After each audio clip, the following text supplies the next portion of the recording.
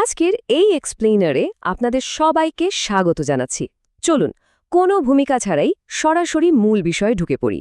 আজ আমরা এমন একটা গল্প বিশ্লেষণ করতে যাচ্ছি যা আক্ষরিক অর্থেই মানুষের ঘুরে দাঁড়ানোর এক অবিশ্বাস্য আখ্যান, মুনিবা মাজারির গল্প।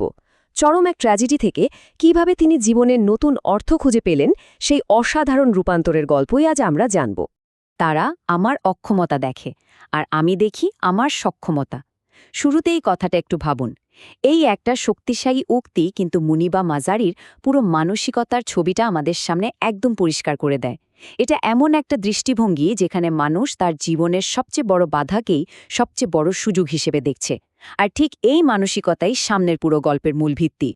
দ্য ডে এভরিথিং চেঞ্জড, বা যেদিন সব পাল্টে গেল।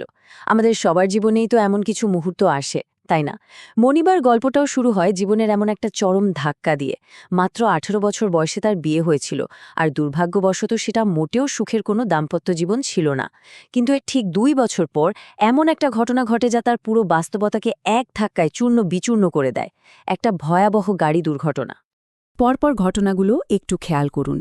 বলুচিস্তানের এক দুর্গম এলাকায় সে দুর্ঘটনাটা ঘটে।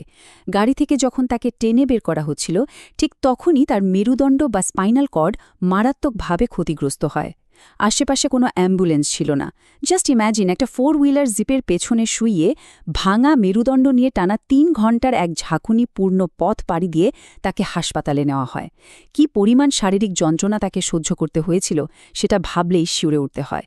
এরপর 2.5 মাস হাসপাতালে আর টানা 2 বছর তিনি একেবারে শয্যাশায়ী ছিলেন। হাসপাতালের ওই সাদা দেয়ালের মাঝে ডাক্তারদের কথাগুলো ছিল একদম কাঠখোট্টা আর নির্মম। তারা জানিয়ে দেয় হাতের সমস্যার কারণে তিনি আর কখনো ছবি আঁকতে পারবেন না, মেরুদণ্ড ভেঙে যাওয়ায় আর হাঁটতে পারবেন না, আর পিছে বসানো টাইটেনিয়ামের কারণে তিনি আর কখনো মাও হতে পারবেন না। এই কথাগুলো শোনার পর একজন মানুষের মানসিক অবস্থা কি হতে পারে? মুনিবা পুরোপুরি ভেঙে পড়েছিলেন। নিজের অস্তিত্ব আর বেঁচে থাকার উদ্দেশ্য নিয়েই তার মনে প্রশ্ন জেগেছিল। হতাশার একদম তলানিতে গিয়ে ঠেকেছিলেন তিনি। Finding light in the dark, মানে অন্ধকারে আলোর খোঁজ। যখন মনে হয় সুড়ঙ্গের শেষে আর কোনো আলো নেই, তখন কিভাবে নিরাময় শুরু হয় চলুন সেটাই দেখি। হাসপাতালের ওই একঘেয়ে সাদা দেয়াল আর সাদা চারপাশ মুনিবাকে পাগল করে দিচ্ছিল। তিনি তার ভাইকে বলেন কিছু রং এনে দিতে। মুমূর্ষ অবস্থায় হাসপাতালের বিছানায় শুয়েই তিনি তার জীবনের প্রথম পেইন্টিংটা করেন। তিনি নিজেই বলেছিলেন, এটা কেবল আমার প্যাশন ছিল না, এটা ছিল আমার থেরাপি। মানুষ ক্যানভাসে দেখত উজ্জ্বল সব রং, কিন্তু এর পেছনের নীরব শোকটা কেবল তিনিই অনুভব করতে পারতেন। শুধু একটা সংখ্যা মনে হতে পারে, 2, কিন্তু মনিবার জন্য এই 2 মানে হল টানা 2 বছর বিছানায় শুয়ে থাকা, শরীরে অসংখ্য প্রেশার আলসার, ইনফেকশন, শুধু একটা ঘরের বিছানায় শুয়ে জানালার বাইরে তাকিয়ে পাখির ডাক শোনা, জাস্ট একটু উঠে বসার জন্য, একটু বাইরের আলো দেখার জন্য। তার ভেতর যে হাহাকার ছিল তা এই দীর্ঘ 2 বছরের প্রতিটি মুহূর্তকে এক যন্ত্রণাদায়ক অপেক্ষায় পরিণত করেছিল। আর রিবার্থ অন হুইলস, হুইল চেয়ারে পুনর্জন্ম। প্রত্যেকটি গল্পেরই তো একটা টার্নিং পয়েন্ট থাকে, তাই না? দীর্ঘ 2.5 বছর পর সেই দিনটা এলো যেদিন তিনি প্রথমবারের মতো একটা হুইল চেয়ারে বসতে পারলেন। এটা আক্ষরিক অর্থেই তার একটা পুনর্জন্ম বা রিবার্থ ডে ছিল। নিজেকে নতুন করে গ্রহণ করার ব্যাপারটা শুরু হয়েছিল খুব ছোট্ট আর সাধারণ একটা কাজের মাধ্যমে। হুইল চেয়ারে বসে আয়নার সামনে নিজেকে দেখার পর তিনি প্রথমবারের মতো ঠোঁটে একটু লিপ কালার লাগিয়েছিলেন, কিন্তু পরক্ষণেই আবার মুছে ফেলেন। কেন? ওই যে সমাজের ভয়, মানুষ কি বলবে, হুইল চেয়ারে বসা একজন মানুষ কেন সাজবে। কিন্তু এরপর তিনি আবারও সেই রং লাগান, কারণ তিনি বুঝতে পেরেছিলেন সমাজের জন্য নয়, নিজেকে ভেতর থেকে পারফেক্ট অনুভব করার জন্যই এই সাজটা দরকার। আমি অন্য কারোর জন্য নিখুঁত হতে চাচ্ছি না, আমি কেবল এই মুহূর্তটিকে নেব এবং এটিকে নিজের জন্য নিখুঁত করে তুলব। এই উপলব্ধিটা তার পুরো ফোকাসটাই পাল্টে দেয়। একটা খুঁতখুঁতি সমাজকে খুশি করার বদলে নিজের আত্মাকে শক্তিশালী করার পথে এটা ছিল বিশাল এক game changer. Conquering the deepest fierce.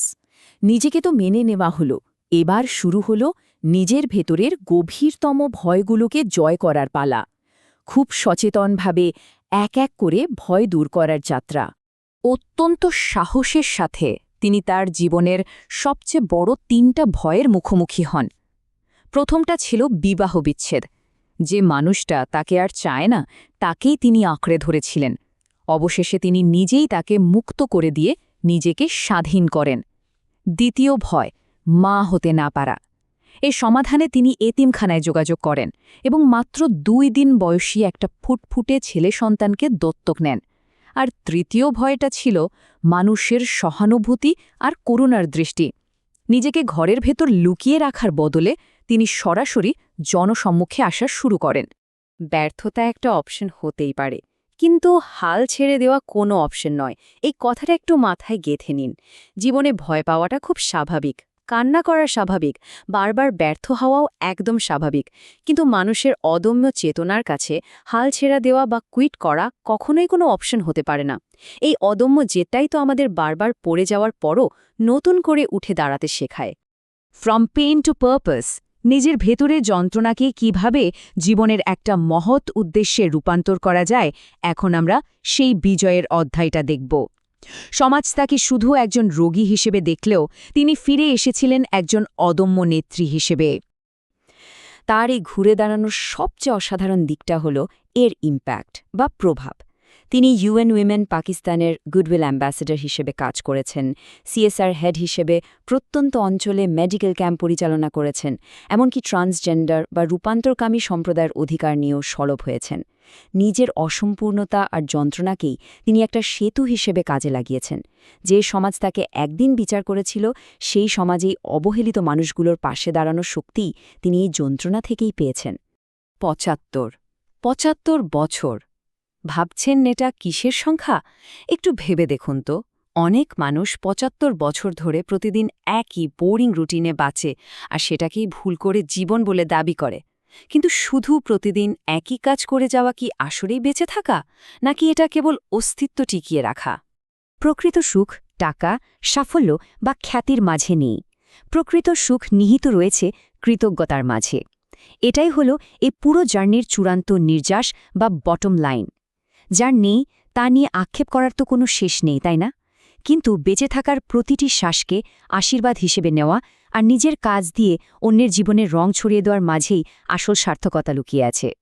বিশ্লেষণের একেবারে শেষে এসে একটা প্রশ্ন রেখে যেতে চাই। আমাদের নিজেদের জীবনে এমন কি ভয় আছে যা থেকে নিজেদের মুক্ত করাটা খুব জরুরি? আমরা কি সত্যি অর্থবহ কোনো জীবনযাপন করছি, নাকি কেবল নিখুঁতভাবে অস্তিত্ব টিকিয়ে রেখেছি? সমাজ নির্ধারিত নিখুঁত হওয়ার ইঁদুর দৌড়ে না ছুটে আসুন না আমরা আমাদের নিজেদের নিখুঁত অসম্পূর্ণতাগুলোকে সাহসের সাথে আলিঙ্গন করি। মুনিবা মাজারির এই গল্প আমাদের মনে করিয়ে দেয়, ভেতরের শক্তিটা অটুট থাকলে যে কোনো পরিস্থিতি জয় করা সম্ভব। আজ এ পর্যন্তই।